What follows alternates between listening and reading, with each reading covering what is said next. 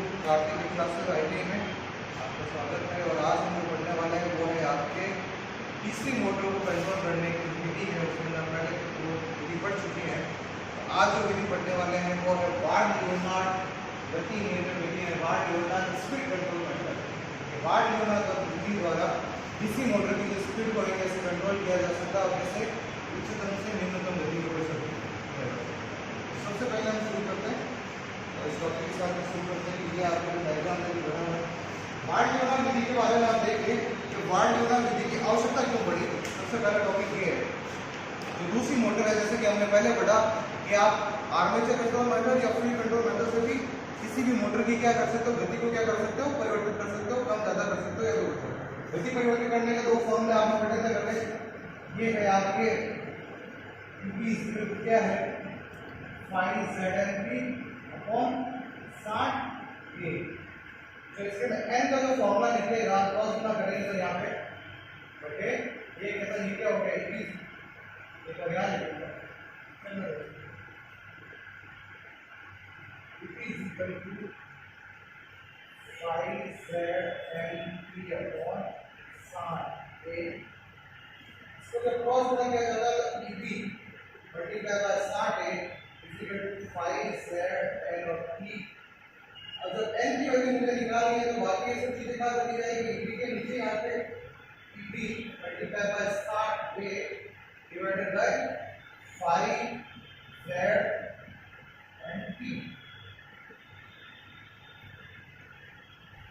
क्या है 5ZNP। इसको दिख रहा है। अब इसके अंदर अगर हम देखा जाए तो हमने बात करी कि इन सब चीजों के अंदर जो कांस्टेंट वैल्यू कौन कौन सी है। कांस्टेंट वैल्यू है आपके पास में P N Z और A। कौन कौन सी कांस्टेंट वैल्यू है ZNP A। मोटर बनने के बाद उसकी पोलों की संख्या कभी चेंज नहीं होगी। मोटर बन जाएगी उसके बाद उसके टर्नों की संख्या यानी जो चक्र है आरपीएम है वो कभी चेंज नहीं होगी। एक बार मोटर बन गई मोटर की नेम प्लेट देखी समझ मोटर की नेम प्लेट में हमेशा आप देखो उसका आरपीएम लिखा होता है। क्यों होता है क्योंकि उसी चक्कर के हिसाब से जितना फ्लक्स पता करके उसके हिसाब से उसकी आरपीएम डिफरेंट होगी। एक बार जब इसके अंदर हो गई तो वो भी आपकी परिवर्तन कब होगी जब आप इसको चेंज करोगे। ठीक है जेड यानी कंडक्टरों की संख्या कभी चेंज नहीं होगी। आपने उसके अंदर वाइंडिंग कर दी कंडक्टर यानी क्या है ठीक है। इसमें जो यहाँ पे पी है जो आप देख लीजिए पोलों की संख्या है। पोलों की संख्या होगी यहाँ पे पी। मोटर बनने के बाद में पोलों की संख्या चेंज होगी। जेड है यहाँ पे कंडक्टर यानी जो वाइंडिंग करी हुई है आपके कंडक्टर की संख्या आपने कितने कंडक्टर की वाइंडिंग करी हुई है 10 है 12 है 25 है 30 है 50 है। तो कंडक्टर आपने एक बार वाइंडिंग कर दी वो चेंज नहीं होंगे। तो ये कैसी है फिक्स है। दूसरी ए समांतर पथों की संख्या। समांतर पथों की संख्या कभी चेंज नहीं हुई क्योंकि जब आपने उनको कर दिया लेफ्ट वाइंडिंग कर दी वेव वाइंडिंग कर दी तो समांतर पथों की संख्या फिक्स हो गई। या तो वेव वाइंडिंग में ए बराबर पी हो जाएगी या फिर क्या होगी डबल वाइंडिंग में ठीक है ये बराबर दो इस तरह से काम करेगी। वाइंडिंग अगर उसके फिक्स हो गई कि लेफ्ट वाइंडिंग हो गई वेव वाइंडिंग हो गई तो उसके पथों की संख्या भी फिक्स हो जाएगी। या तो दो हो जाएगी या फिर ए बराबर या पोलों की संख्या के बराबर। और 60 आपके नॉन चेंजेबल डीसी का ये नहीं होगी। तो ये डीसी जो डीसी डिफर कर रही है कि जिसके ऊपर आपकी जो n है उस फॉर्मूले के आधार पर जिसका मान फ्लक्चुएट करेगा वो फॉर्मूले का आधार क्या है ये फिक्स है ये फिक्स है। तो क्रॉस गुना करने के बाद जो n की वैल्यू आई n की वैल्यू हमारे पास क्या है EB multiply by 60A 5Z और P। तो अब इसके अंदर 5 की वैल्यू है वो फिक्स नहीं है। 5 की वैल्यू किस पे डिपेंड करती है आपके धारा 5 की वैल्यू किस पे डिपेंड करती है धारा पे। क्योंकि धारा जैसे जैसे बढ़ेगी वैसे फ्लक्स के मान भी कैसा होगा बढ़ता जाएगा। ये चुंबकीय फ्लक्स है 5 का मतलब क्या है चुंबकीय फ्लक्स किसमें निर्भर है आपकी धारा की वैल्यू पे। जब मोटर जब ज्यादा लोड लेगी तो धारा भी ज्यादा पैदा होगी। जब धारा पैदा होगी तो फ्लक्स भी क्या होगा बढ़ेगा। तो उसकी वजह से ये जो है फ्लक्स डीसी है इसलिए यहाँ पे क्या है वेरिएबल जो फिक्स चीज है वो क्या है पैरेलल पथों की संख्या समांतर पथों की संख्या पोलों की संख्या और कंडक्टर की संख्या और 60 है। तो यह वेरिएबल जो चीज नहीं है इस फॉर्मूले के आधार पर क्या निकलता है अनुक्रमानुपाती EB अपॉन 5 क्या निकलता है n जो निकलता है n EB अपॉन 5।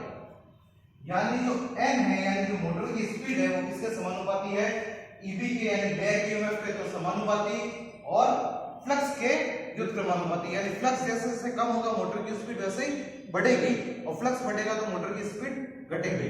दूसरी चीज ईबी यानी बैक ईएमएफ है, जिसे अपन कह सकते हैं बैक ईएमएफ जब वो बढ़ेगा तो आपकी मोटर की स्पीड भी क्या होगी, बढ़ेगी। और जो बैक ईएमएफ जनरेट है वो बैक ईएमएफ किस पे डिपेंडेंसी है, बैक ईएमएफ का फॉर्मूला क्या है, अगर अपन यहां निकालते हैं, V आपके पास है तो V minus IA RA, V minus armature resistance की वैल्यू अगर आपके यहाँ पे धारा की वैल्यू भी क्या है, कम ज्यादा होगी। धारा की वैल्यू को अगर आप फ्लक्चुएट करेंगे, इसका मतलब क्या है, धारा की वैल्यू कम ज्यादा करेंगे तो उसका आपके ईबी के मान में भी क्या होगा, फर्क पड़ेगा। सही है। यहाँ पे मान लीजिए कोई आर्मेचर है, आर्मेचर के अंदर पहले 5 एम्पीयर की धारा बह रही है। ये यहाँ पे एक सवाल है, समझने के लिए करते हैं कि यहाँ पे कोई 5 एम्पीयर की धारा इस आर्मेचर के अंदर बह रही है, ठीक है। और जो आर्मेचर का रेजिस्टेंस है वो है आपके पास में है 0.5 ओम, या कह सकते हैं 1 ओम में मान लेता हूं, 1 ओम मान लें। 1 ओम तो क्या है, आर्मेचर का रेजिस्टेंस है। आर्मेचर का प्रतिरोध धारा जो बह रही है वो बह रही है, इसके अंदर आपकी बह रही है 5 एम्पीयर। जो टोटल होने वाला जो वोल्टेज ड्रॉप है वो कितना हो जाएगा, V IR। और जो मिलने वाली जो वोल्टेज है, तो यहाँ पे जो धारा हो रही है उसके अंदर हो रही है आपके 1 ओम की तो धारा है, 5 एम्पीयर का ये है, तो मल्टीप्लाई बाय 5 वोल्ट। यहाँ जो वोल्टेज ड्रॉप होगा वो कितना हो जाएगा, 5 वोल्ट। ये स्टेबल वैल्यू अगर मैं यहाँ रखता हूँ तो यहाँ पे क्या है, मान लीजिए आपको 230 वोल्ट वैल्यू आपको मिल रही है, तो आपका ईबी पैदा होगा वो कितना पैदा होगा, IA की वैल्यू यहाँ पे अगर रख देता है 5, और यहाँ से आएगा जो 30 वोल्टेज अगर यहाँ पे मिल रहे, तो आपको जो ईबी पैदा हो रहा है वो कितना पैदा हो रहा है, 25। ठीक है। अब यही धारा की वैल्यू को घटाया जाए या बढ़ाया जाए, सपोज कीजिए आप बढ़ा देते धारा की वैल्यू को, या फिर धारा की वैल्यू को क्या किया जाता है, घटाया जाता है। आप यहाँ पे 2 और 5 एम्पीयर की जगह यहाँ पे 3 एम्पीयर कर दिया आपने। अब यहाँ पे वोल्टेज ड्रॉप होगा वो कितना हो जाएगा, 3 होगा। अब यहाँ पे जो लेस होगी वो मात्रा वो कितनी होगी, 3 होगी, 27 वोल्ट। यानी वोल्टेज अब बढ़ेंगे वो कितने बढ़ेंगे, 3 वोल्टेज बढ़ जाएंगे। यानी जो ईबी की जो डिपेंडेंसी है वो किस पे हो रही है, आपके धारा पे। यानी धारा कम होगी, आपका धारा की वैल्यू कम होगी तो ईबी की वैल्यू क्या हो जाएगी, बढ़ेगी। और धारा बढ़ेगी तो ईबी की वैल्यू के ऊपर भी क्या होगा, घटेगी। यानी ये जो ईबी का जो संबंध आ रहा है धारा के साथ में कैसा आ रहा है, व्युत्क्रमानुपाती का। सही है, बिल्कुल। और यहाँ से देख सकते हैं कुछ फ्लक्स के आगे स्ट्रक्चर को समझते हैं कि किया गया बार्ट-ल्यूना ने किस तरह से इसको कंट्रोल किया गया। डीसी कंट्रोल की विधियां तो बहुत सी थी मोटर की, जैसे फील्ड कंट्रोल विधि और आर्मेचर कंट्रोल विधि, लेकिन इन सब विधि में क्या है कि आप मोटर की स्पीड को एक नियत स्थिति तक बदल सकते हो, ज्यादा परिवर्तित नहीं कर सकते। यानी आप ज्यादा उसकी स्पीड को क्या कर सकते हैं, ज्यादा कम नहीं कर सकते और ज्यादा बढ़ा भी नहीं सकते। दूसरी चीज है तो एक नियत स्पीड तक आप उसकी स्पीड को क्या कर सकते हो, टैपिंग करके चेंज कर सकते हो। अदरवाइज उसकी स्पीड क्या है, जिस स्पीड पे चल रही है उससे बस कुछ स्पीड यानी 1400 आरपीएम की आप उसे 1000 के ऊपर कर देंगे, 900 आरपीएम के ऊपर कर देंगे, इससे ज्यादा स्पीड को उसके अंदर परिवर्तन कर सकते हैं।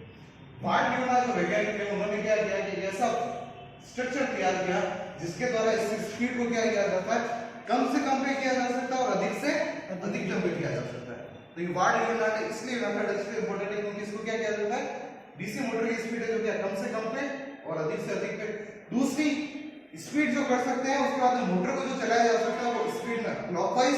बार्ट-ल्यूना मेथड का इसलिए भी ज्यादा उपयोग है क्योंकि आप इसे क्लॉकवाइज दिशा में और एंटी क्लॉकवाइज दिशा में दोनों दिशा में मोटर को क्या करा सकते हैं, रोटेट करा सकते हैं बराबर समान स्पीड के ऊपर। यही जो काम है जो आप सामान्य मोटर में अगर आप ज्यादा समय तक एंटी क्लॉकवाइज मोटर चलाते हैं, मोटर के जलने का खतरा रहता है, इसलिए ये क्या है बार्ट-ल्यूना विधि को ज्यादा महत्व दिया गया है। आप इस सेपरेट करके इसके अंदर देखिए स्ट्रक्चर को डिजाइन किया गया वो देखिए सबसे पहले यहाँ पे एक डीसी जनरेटर है, ठीक है, और उसी डीसी जनरेटर जो कनेक्ट किया हुआ है वो इसके आर्मेचर को दोनों को साथ में कनेक्ट किया हुआ है। डीसी जनरेटर है यहाँ पे। दूसरा एक है जो इसके अंदर जो है एसी मोटर है, इंडक्शन मोटर, और ये इंडक्शन मोटर और ये जो डीसी जनरेटर है इसको साथ में कपल किया हुआ। कपल का मतलब ये आर्मेचर ये प्राइम मूवर की तरह काम कर रही है। डीसी मोटर एसी मोटर जो डीसी आर्मेचर को क्या कर रही है, इसके अंदर घुमाने का काम कर रही है, फील्ड के चारों। ये आपने फील्ड बनाया हुआ है जो फ्रंट फील्ड है, और फ्रंट फील्ड के सीरीज में जो लगाया हुआ आपके व्हील से लगाया हुआ ताकि इसको क्या किया जा सके, धारा को परिवर्तित किया जा सके, ज्यादा से ज्यादा ईएमएफ और कम से कम ईएमएफ भी पैदा किया जा सके। ठीक है। दूसरा ये जो स्विच लगाया हुआ ये चेंज ओवर स्विच है, क्या कहते हैं, चेंज ओवर कह सकते हैं, रिवर्स ओवर स्विच कह सकते हैं। जो धारा हम पहले पॉजिटिव से नेगेटिव की तरफ दे रहे थे उसे हम नेगेटिव, इस तरह से आपने देखा होगा, क्या कहते हैं,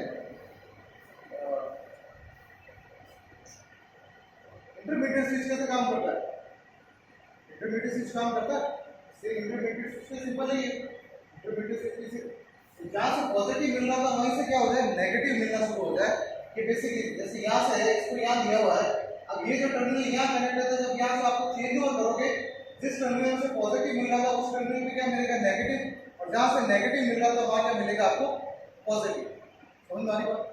ये कनेक्टेड कहाँ से, यहाँ से, ये कनेक्टेड कहाँ से, यहाँ से। जब आप इसको दबाएंगे तो इसका जो कनेक्शन होगा यहाँ होगा, इसका कनेक्शन कहाँ होगा, यहाँ, और उसका कनेक्शन क्या है, जब नीचे क्या करेंगे तो यहाँ से कनेक्शन है, यहाँ से उसका कनेक्शन है यहाँ से। यानी जब आप स्विच को ऑन करेंगे तो जहां से पहले आपको पॉजिटिव टर्मिनल मिल रहा था वहां से मिलेगा आपको नेगेटिव धारा, और जब नेगेटिव मिलेगा फर्क क्या पड़ेगा उससे, जब पॉजिटिव नेगेटिव मिलेगा तो आपके इसके अंदर जो है ईएमएफ जनरेशन है वो भी क्या होता है, मोटर के घूमने की दिशा जो डीसी जनरेटर है दोनों तरफ से फ्लक्स को आप चेंज कर सकते हैं, पॉजिटिव तरफ से भी बदल कर सकते हैं, नेगेटिव तरफ से भी बदल। ठीक है। दूसरी चीज, यहाँ से आपने लाइन सप्लाई दी हुई है जो इसके साथ सीधी समांतर भी आप श्रेणी में लगा दी गई है ताकि विद्युत द्वारा इसको 20 मीटर में मिल सके। पॉजिटिव लाइन यहाँ से लेके माइनस को यहाँ से लेके नेगेटिव यहाँ से लेकर पॉजिटिव यहाँ से निकाल दिया गया, साथ में यूनिट से जोड़ दिया गया। यूनिट से जोड़ने का कारण इसलिए ताकि इसके अंदर विद्युत धारा को क्या किया जा सके, कंट्रोल किया जा सके। विद्युत धारा को कंट्रोल करने से क्या इसका परिवर्तन होगा, फ्लक्स का। जब धारा परिवर्तित हो रही है तो किसका परिवर्तन होगा, फ्लक्स का। यहाँ जो जनरेटेड फ्लक्स है वो क्या हो, कम और ज्यादा, और जैसे जैसे फ्लक्स कम ज्यादा होगा वैसे वैसे मोटर के ईएमएफ का जनरेशन होगा बढ़ेगा। जितना ज्यादा फ्लक्स होगा उतना ही ज्यादा ये आर्मेचर काटेगा फ्लक्स को, और उतना ही ज्यादा ईएमएफ पैदा होगा। समझा? ये पैदा होने वाला ईएमएफ किसके समानुपाती होता है, फ्लक्स करने वाले फ्लक्स के समानुपाती, यानी फ्लक्स में परिवर्तन के दर्जे से समानुपाती होता है। हमें पढ़ा है कि इलेक्ट्रोमैग्नेटिक इंडस्ट्री में तो ये जो कंडक्टर इसको काटेगा उतना ही ज्यादा ईएमएफ पैदा होगा। तो जब आपको ईएमएफ को कम ज्यादा करना है तो उसके लिए क्या करेंगे आप, रिएक्शन कम ज्यादा कीजिए, यहाँ पर धारा की दिशा क्या हो जाएगी, कम, धारा कम होगी तो आपके फ्लक्स की वैल्यू भी क्या हो जाएगी, कम। फ्लक्स की वैल्यू कम होगी तो जो डीसी आर्मेचर जो फ्लक्स को काटेगा उसकी वैल्यू भी क्या हो जाएगी, कम। तो जो आपके इंड्यूस ईएमएफ है वो भी कैसा होगा, कम पैदा होगा। सही। यहाँ जो फ्लक्स पैदा होगा, फ्लक्स कम होगा तो फ्लक्स भी कैसा होगा, कटेगा तो कम फ्लक्स पैदा होगा। यही अगर फ्लक्स ज्यादा है तो कटेगा भी ज्यादा और पैदा भी क्या होगा, ज्यादा। अब यहाँ देखिए जो ज्यादा पैदा हो रहा है, जो फ्लक्स है वो कहाँ जा रहा है, तो ज्यादा पैदा होने वाला फ्लक्स है वो यहाँ से जो धारा कलेक्ट की जा रही है वो कहाँ की जा रही है, यहाँ से लेकर सीधे यहाँ पे की हुई है। यानी यहाँ पे जो सीधी धारा है इसको बाहर से सप्लाई किया, साथ सप्लाई लाइन के साथ इसने यहाँ से सप्लाई की हुई है। वही अब दूसरी कंडीशन देखते हैं कि ये तो ये जनरेटर और मोटर के बाद कपलिंग यूनिट इसको जोड़ा हुआ है, इसी के कपलिंग यूनिट जिसको जोड़ा गया है वो है आपके इसी आर्मेचर या मोटर के साथ। क्या है ये, मोटर सेट है, ये ध्यान रखिए क्या है, मोटर सेट है और ये जनरेटर सेट है। तो हमारी बात, यस सर, जनरेटर सेट है जो आप ईएमएफ इससे ले रहे हैं, और ये मोटर सेट है जिसमें आप ईएमएफ दे रहे हैं। ठीक है, यानी इसके अंदर धारा आप दे रहे हैं, धारा आप यहाँ से ले रहे हैं। यहाँ से आपने एक एरिया फील्ड कॉइल को देने के लिए धारा ले लिया आपने फील्ड कॉइल को यहाँ पे देने के लिए, और यहाँ से डीसी के लिए यहाँ से आप नहीं कर सकते। जब यहाँ पे धारा की दिशा होगी, अब ये जो चीज है कि इसकी धारा कम ज्यादा होने से सेम आप इसी आर्मेचर को पकड़ेंगे तो यहाँ पे भी क्या है, ऑटोमेटिकली तो उसके रोटेशन पे भी क्या पड़ेगा, फर्क पड़ेगा। जैसे ये इसकी पकड़ है, ठीक है, दोनों क्या है एक दूसरे से जुड़े हुए। जब ये इससे कम ज्यादा होगा तो ऑटोमेटिकली इसके ऊपर भी क्या होगा, कम ज्यादा फर्क पड़ेगा। इस मोटर से आप कर रहे हैं, इसको कंट्रोल कर रहे हैं, जैसे आर्मेचर को फ्लक्स को कंट्रोल कर रहे हैं आप इससे, और दूसरी चीज है फ्लक्स से बाहर कम ज्यादा, तो इसके एक्साइटेशन को कम ज्यादा करने के लिए आप कहां से कंट्रोल कर रहे हैं, बाहर से कर रहे हैं। इसके अंदर कितना फ्लक्स पैदा हो या कितना ना हो ये आप कहां से कर रहे हैं, बाहर से कंट्रोल कर रहे हैं, क्या कर रहे हैं ना इसके साथ। यहाँ से आप कितना इसको ईएमएफ दिया जाए, यहाँ से कम जनरेट होगा तो ईएमएफ आगे भी कैसा जाएगा, कम जाएगा, और यहाँ पे ज्यादा जनरेट होगा तो आगे भी कैसे जाएगा। ये बात समझ आ रही है, कम जनरेट होगा तो कम जाएगा, ज्यादा जनरेट होगा तो ज्यादा जाएगा। अब जब ईएमएफ कम जनरेट हो रहा है तो धारा कैसे देगी? कम जाएगी। और जब ई में ज्यादा पैदा हो रहा है तो धारा कैसे देगी? वहां पे ज्यादा। जब धारा यहाँ ज्यादा जाएगी तो फ्लक्स भी कैसा बनेगा? ज्यादा। और जब फ्लक्स ज्यादा बनेगा तो मोटर की स्पीड कैसी होगी? तेज। तेज नहीं, फ्लक्स ज्यादा होगा, मोटर धीरे चलेगा। मोटर धीरे चलेगी। उसमें बात है, ये कुछ ध्यान देगा वर्तन ध्यान देगा। मोटर का अगर फ्लक्स ज्यादा है इसका मतलब क्या है? मोटर की स्पीड क्या हो जाएगी? कम। कम हो जाएगी, क्योंकि ये क्या है? इसके अनुक्रमानुपाती है। संबंध कैसा है? बढ़ने का संबंध है अनुक्रमानुपाती का, यानी फ्लक्स बढ़ेगा मोटर की स्पीड कम होगी, फ्लक्स घटेगा मोटर की स्पीड ज्यादा होगी। सेम जो समानुपाती का संबंध है वो आपके एन और ईबी में, ईबी बढ़ेगा ये भी बढ़ेगा, ईबी घटेगा ये इस चीज को इसके संबंध में ध्यान से इससे कंट्रोल किया जाता है। बाकी मोटर कंडक्टर में क्या सिस्टम है? आप उसको इनपुट तो दे रहे हो, अब इनपुट को कंट्रोल नहीं कर रहे, बाहर से कोई एक्साइटेशन आप उसे देते नहीं, तो बाहर से एक्साइटेशन नहीं देने के कारण क्या है? आप उसे फील्ड को या स्पीड को क्या है? ज्यादा कंट्रोल नहीं कर सकते। कंट्रोल करने के लिए यहाँ पर क्या है? तीन सिस्टम लगाया है, जनरेटर लगाया हुआ है, जनरेटर से सप्लाई दी गई है, इसके बाद उसको तो क्या है? जिस स्पीड का आप चाहे उस स्पीड पे इसको क्या कर सकते हैं? चला सकते हैं, घुमा सकते हैं, रोटेशन करा सकते हैं। ठीक है, रोटेशन की जो स्पीड है उसकी चेंज ओवर से आगे यहाँ पे दूसरी चीज है कि यहाँ जो पॉजिटिव मिल रहा था वो क्या हो जाएगा? वहाँ पे नेगेटिव मिलना शुरू हो जाएगा।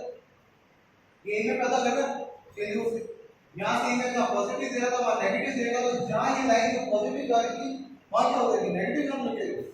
जब नेगेटिव जाने लग जाएगी तो यहाँ भी क्या हो जाएगा? जहाँ पॉजिटिव मिल रहा था वहाँ नेगेटिव जाएगा इसके अंदर। हाँ सर। जब इसके अंदर नेगेटिव जाएगा तो धारा की दिशा क्या हो जाएगी? सेंड।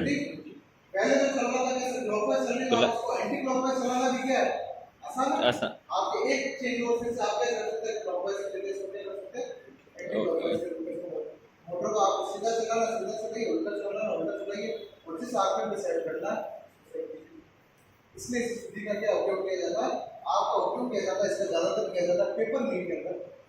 पेपर मिल या रोलिंग मिल, जहाँ पे भी रोल के ऊपर कोई भी चीज जाती है तो पैकेजिंग आपने देखी होगी, पैकेजिंग की जाती बड़े स्तर पे बहुत ज्यादा पैकेजिंग की जाती है। पेपर मिल हुआ जहाँ पेपर जाते हैं कटते हैं उनको वापस पैकिंग होती है, जहाँ पेपर मिल दिया होता है पेपर बड़ा बड़ा।